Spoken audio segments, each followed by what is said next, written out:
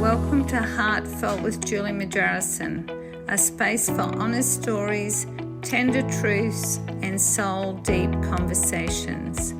I'm your host, Julie Margerison, and here we explore the questions that stir something real in us. Questions about joy, fear, healing, and the moments that shape who we are. Each episode is an invitation to slow down, go deeper, and hear the kind of stories that remind us we're not alone in this human experience. So wherever you are right now, thank you for being here. Let's begin. Hi, Perri. I'm so excited to have you here on this episode of Heartfelt with Julie Margerison podcast. Thank you for being here. Thanks for having me, Julie.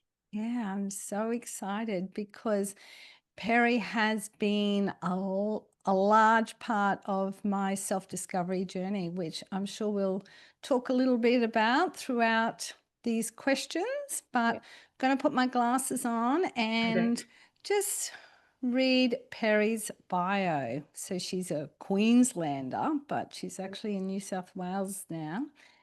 So Perri is an Australian Perri is an Australian clinical psychologist and metabolic psychiatry clinician. She supports people implementing ketogenic metabolic therapy for a range of psychiatric conditions and to improve their mental health. She's born and raised in far north Queensland, and Perri now lives on an Angus cattle farm near Orange in New South Wales with her husband and her dog. Yeah. And her puppy dog is usually in that bed in the back, but the sun is calling her today. Yeah, Zelda's outside. I'm sure she'll make an appearance at some point. She's pretty. Yeah, thank you very much, Perri. Thanks for that lovely intro, Julie. Really appreciate you being here. My pleasure.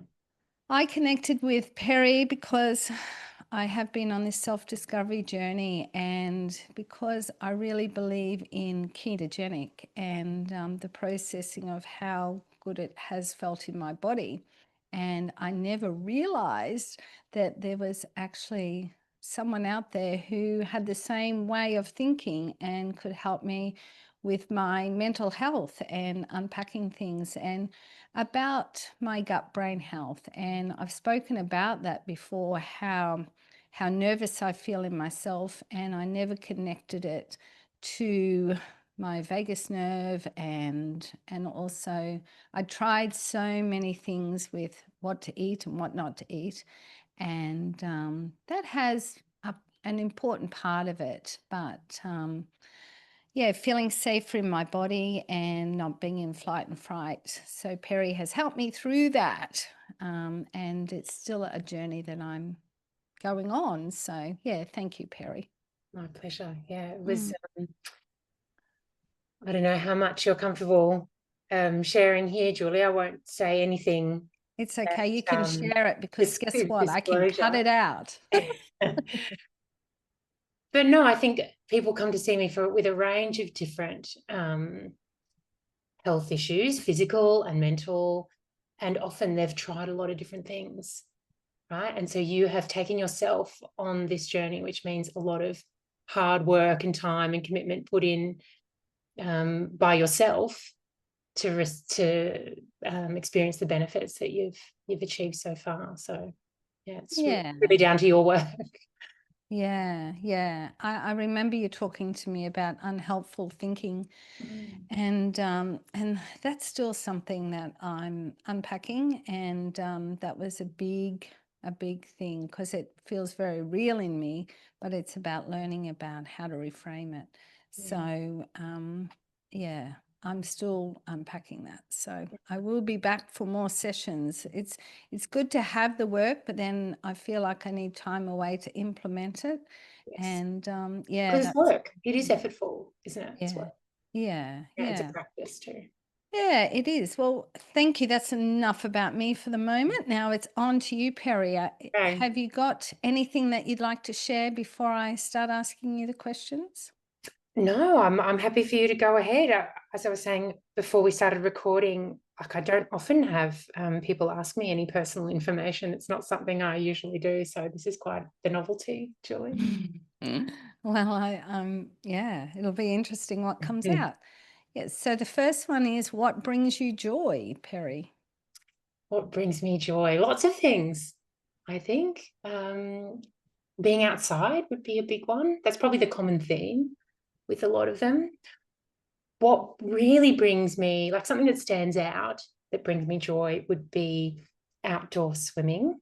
I think being in, like swimming in a creek or a waterhole has to be one of life's immense pleasures and brings me great, like this really specific feeling of joy, but also really calm, grounded joy. Like it's not that kind of chaotic excitement that you feel. It's really special. And I've yet to find anything else that matches that. I love swimming in the ocean as well, but I think there's something about swimming surrounded by, you know, native trees and birds and wildlife and running water and cold rocks and warm rocks. Yeah, there's something really special about that.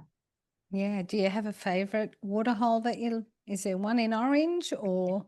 Yeah, there are a few around Orange, but I'm lucky enough to live on a moderate sized property and we have a few on the property Ah, I beautiful. love to swim in, but being outside of Orange, the water is freezing. I used to live for a time when I was younger in my adolescence on the Sunshine Coast, and there's some amazing water holes around there, around Yandina kind of area. But here we have some, but they, like, I have to really brace myself for them. And then in summer, you're dealing with brown snakes and black snakes. So it's a bit, because I have a dog, it's a bit more risky, I think. So I wouldn't do it as much as I would like to. Yeah. You might have to share with me the watering holes around Yandina. Yeah, I will. I'm a Yeah. bit of an I mean, ocean girl because I feel like you can see underneath and you can see, the sand. I'm a little bit like, oh, what's underneath those dark rocks? water. Yeah. Yeah. No, it's so special. That's absolutely what brings me joy. And there are some great, I mean, it's been probably 20 years since I swam around Yandina, but I'm sure they're still there. They are, but they're probably not so secret now. Yeah, maybe. They're probably all over Instagram. Yeah, that's it. Do you have a fear that you know is holding you back? I don't have any fears, I don't think. I don't have any proper fears. I do have worries, I would say. And, you know, I've had experienced periods of quite significant anxiety, like generalized anxiety in the past and health anxiety. And I think anyone who's experienced anxiety would be familiar with some of what psychologists call type 1 and type 2 worry, right? So you've got the worry about the thing, which might be, what if I can't do this podcast? And then the worry about the worry, like, what if it's too much for me? What if I can't cope? I get that second one when it comes to work mostly, but also, no, that's not true. I get it with work, but also social stuff. Like, am I overcommitting? Am I going to be too tired? I think, you know, periods in my life in the past, I have had challenges with energy that have left me feeling really tired and like, oh, it's just too much. And I just want to, you know, lie down or rest or protect myself. And so I think I do have that. I suppose it's a mild fear, but for me, it feels more like unhelpful worry that Mm. what if I can't, what if it's too much and I'm too tired and then I won't, then I'll be tired the next week. And, you know, how that worry works. Like it just goes on with all these hypotheticals. Mm. Um, but it's something I know I have. So I'm pretty effective now at noticing it and just being like, okay, well, that's a worry I have. I don't have to actually listen to that or pay any attention to it. Just, I know Okay. myself right now. I know that I can always say no and people will be okay. And if I have Mm. to stay home or if I get sick, like at the end of the day, I'll be fine. Mm. Yeah. Yeah, that's saying no. That saying no is something that I'm still trying to do. It's a practice. Have you ever had a life-changing moment? Yeah, I've probably had millions. I feel like there are lots of moments that are life changing. maybe the main one is, so I was born and raised in Townsville. Maybe the main one is probably leaving Townsville when I was 18. I dropped out of my fine arts degree in the first year. I did think I did like 8 months or something. And then I just felt I couldn't stay in this town any longer. I wanted to get out and see the world. And I was just very impatient to go off and live my life. And I suppose just leaving and by myself and just exploring, the rest of Australia and certainly the east side of Australia that, growing up in Townsville, it's so far away from anything else. You can drive 6 hours in any direction and you're still pretty much nowhere.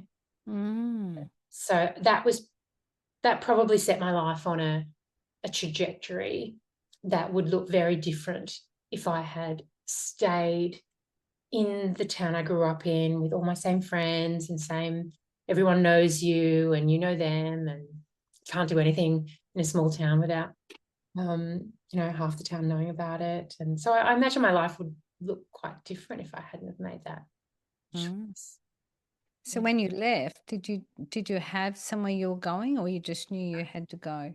Yeah, I just it was something I wanted to do. I wanted to travel and find adventure and explore and get started with my life and find other communities different from what I'd grown up in. I didn't know, I had very fortunate upbringing, very safe, stable, loving family and environment. And, my granny was always around when my parents were working. So I'm really lucky that way. It's not like I missed out on anything. But the only thing I really knew I wanted was that I didn't want this. I didn't want a nuclear family in Townsville. I didn't want what my parents had, I suppose. Like a lot of children feel they want more than their parents had. And so, no, I left. I had a map and, a few essential things, and I travelled around. I still remember that first night that I left, feeling homesick and calling my mum and dad and on the landline, and hearing the background noises of home and really missing home, and seeing I was around Mackay area and seeing the most amazing sunset. Still remember that sunset of that first night when I left. And meeting lots of people. I landed on the Sunshine Coast and lived there for a few years and just had some fantastic experiences. Yeah, it was a great thing to do. Excellent. Thank you for sharing that. Have you ever had a moment wish you could freeze in time? Yeah, the one that popped into my head when I saw this question was I have that moment, and I re-experienced that moment quite a bit, actually. So it's not like I would go back and freeze it in time, but it is if it has been frozen in time in my memory, and I can still feel the feelings of it. Is on my honeymoon, my husband and I were staying in this amazing place where you could get some bikes and ride around, and it was not far from here, outside of Lithgow in New South Wales, and you've got beautiful rock formations and huge gum tree forests, and we were on these bikes, and I just had this moment frozen in time of me on the bike, just with this immense sense of freedom, joy and happiness. Yeah, I think, I can remember that really, like I'm back there. Yeah. Oh, isn't that beautiful that you can tap into it? Yeah. Yeah, lovely. Do you have a trigger that you would like to share about? I don't know if I'd call them triggers. I haven't called them triggers, but I am very sensitive. I was one of those kids that, had a lot of sensitivities. Like I couldn't wear shorts or jeans until I was probably late teens. Like clothing was uncomfortable, like tags on clothing, a lot of sensory kind of stuff, loud noises.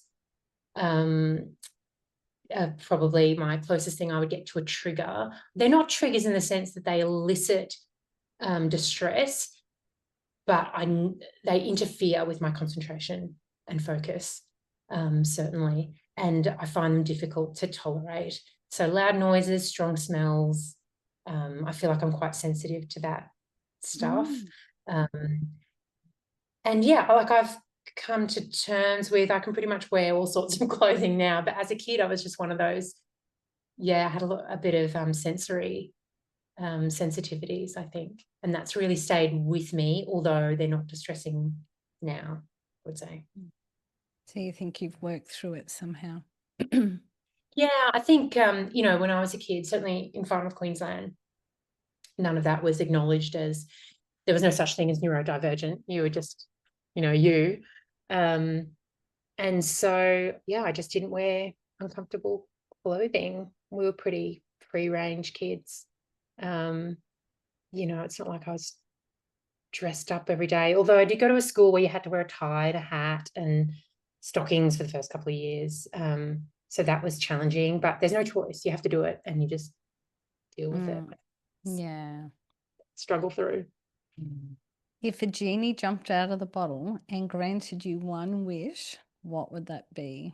That'd be nice. Probably to live forever, I think.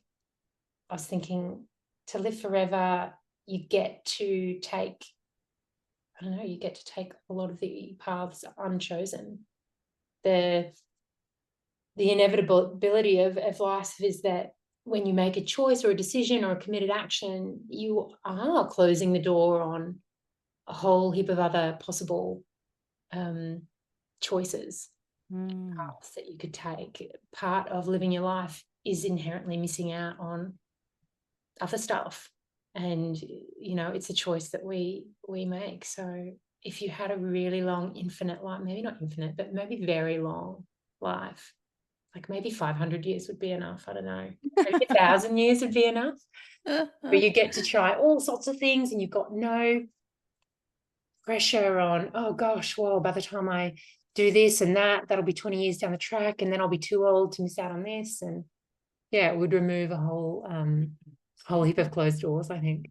I'm trying to imagine a 500-year-old Perri, you know, or even 400 or even 200, you know, climbing Mount Everest because you finally got there.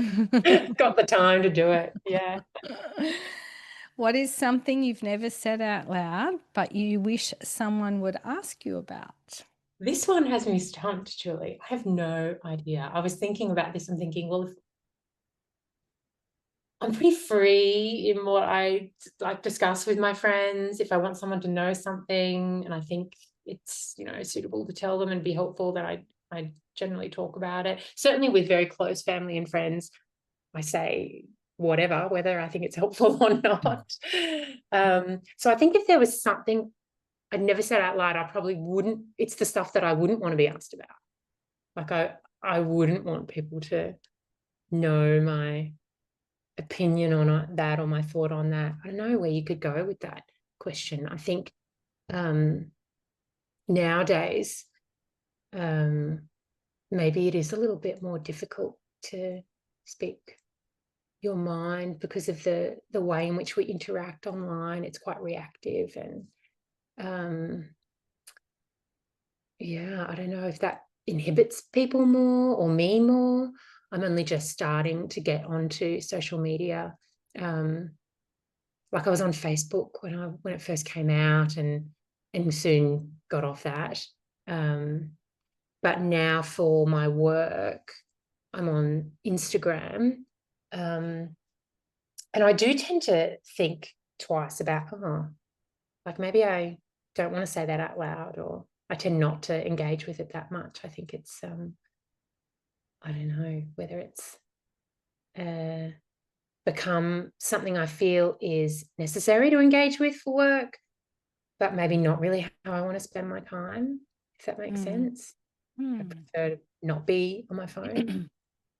Yeah, it's all good. Well, while we're on the subject of social media, I'm now with Instagram with Heartfelt, and I've also signed up to your newsletter, and I just want to let the audience know the newsletter that Perri sends out each week is so informative if you're interested about learning about ketogenic and the effects of the mental health and everything. It's just I think it comes out every Saturday morning, and it's like normally when I'm still lying in bed, and it's like, wow, it's just such a great start to the day. So Thank you. yes, I That's really really appreciate nice that. to hear. That's Yeah. when I am typically reading stuff like that, like journal articles or latest research that comes out. The only time I really get, I think, is those early mornings when maybe I should be better off sleeping. But that's why I send it out so early, because I know so many people that do wake up quite early, and it's their opportunity to, read or drink a tea or sit with some refreshing information or something that maybe they have a few more minutes to engage with than they would if you see something in your inbox in the middle of the day. You just don't really have time. No. But yeah, I'm trying to get the message out about metabolic health. So that's my small contribution, I suppose. It's nice that you read it. I'm not sure if it's small. I think it's huge. I think it's got such a great energy from it. I can just feel it. Yeah. So I do look at it. So thank you. Thank you. When was the last time you truly felt seen, and what was it about that moment that stayed with you? I don't think I've had one that's stayed with me. I think I feel seen all the time. Yeah, as I was saying before, like I'm really lucky in that I had a lot of love and attention, and probably too much attention as a child. I always felt really seen and cared for and surrounded by people with a lot of patience and empathy, and from my family and friends. And I feel seen all the time. Often it's only a part of me, right? Not my whole self. I don't feel any deep need for people to see me, like all of me. I don't think I even believe that's possible for another person to really know another person 100%. It's always going to be what they take, like their interpretation of me. I suppose there have been some instances in my life in the past where I've certainly felt misunderstood and maybe miscast, right? Or stereotyped. And that can be frustrating or upsetting for a while. But I feel like I'm in the stage of my life now, and have been for a bit, where I'm okay with it. Like if people misunderstand my meaning or attribute something to me that I don't identify with, and that's kind of their problem. Yeah. So I think, I feel seen quite a bit. Excellent. That's great. That yeah, thank you for sharing that. If you could send one message back to your younger self, a message but not advice, what would that be? Not advice, Julie, I think is unfair. Well, you can change the rules and you can do the advice. I don't know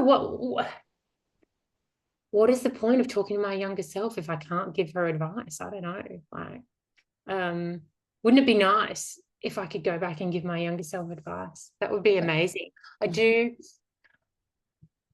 think that would be fantastic, but I also strongly believe that wisdom is earned. It's something that is hard won, that we work towards in life, and it's part of development and growth and what makes you. And knowing everything that I know now, I know it'd be a completely different experience, wouldn't it? So I'm not sure that, I don't know, I'd say hi. I don't know what else I would say to my younger self. Yeah, if it wasn't advice, I'm not sure. Well, what would the advice be? Oh God, there'd be so much. It'd be books and books of advice, I think, about society and feminism and health and people and men and myself, I suppose. Yeah, write a book of myself and then give it to me when I'm 20 or something. That might help. Yeah, that's good. Yeah, there's no right or wrong answer. So thank you for sharing Good. That helps. it. What does healing look like for you right now? Yeah, I don't know. I suppose don't know about this word balance, but probably it looks something close to finding balance, that, you know, what I spoke about earlier about being maybe a little bit wary of taking on too much and burning out or being too tired. I do want to do as much as I can right now, but I also want to do it really well. And that means me being well. So it's leaning into different, I suppose, aspects of what's important to me in a considered way. Balance, you can never do everything 100% all the time. Like there has to be give and take. You can't have a balance of everything all at once. I don't think it's naturally going to be give and take, because there's only one of me and I've only got so much energy. So I think at the moment, maybe it's not healing, but maybe it's, I'm really feeling like I've reached middle age and I don't want to waste any more time. You really get a sense of how short life is, that you only have this time again, right? So I'm in my mid-40s, maybe I only have another like 40 years of health to go, and I really want to make the most of that, I suppose. So it's to do as much as possible that's important to me, the stuff that I really care about, things that I really want to explore, now that I'm, you know, I'm thankfully and I'm very grateful for this, to be in a position where my foundation is pretty stable. I have my health, I have people that care about me, I have some resources where I can do some things that I want to do, whether that's expand my business or travel, or I don't know, spend more time with family and friends, that kind of stuff. So yeah, I suppose that's my version of healing at the moment. Very good. Is there anything else that you would like to share? I don't think so. I think these questions have been fantastic. It's rare that I get to indulge myself in these kinds of questions, I suppose, about considering this stuff and really reflecting. It's like there are several of these questions that you've asked, Julie, that I have never, ever, it's never occurred to me to think of that stuff before. Wow. So good questions. Oh, thank you very much. I really appreciate you giving up some of your Sunday talking with me, and the puppy. She hasn't decided to come in. The sun is She pouring hasn't. No, here. I'll have to call her later, maybe. Yeah, no, it's all good. She can enjoy the sun. And I would just like to really thank you for being here, and thank you for being such a important part of my self-discovery journey. And I really appreciate it. And That's very yeah, kind of you to say. Thank you, Julie. yeah, my pleasure. Thank you for sharing this moment with us. I hope something in this conversation stayed with you, opened something in you, or simply made you feel seen. If this episode moved you, feel free to share it with someone who might need it too. And if you'd like to continue this journey with us, be sure to subscribe and stay connected. Until next time, take care of your heart and remember, your story matters. Thank you. Thank you, Perri. Thank you so much.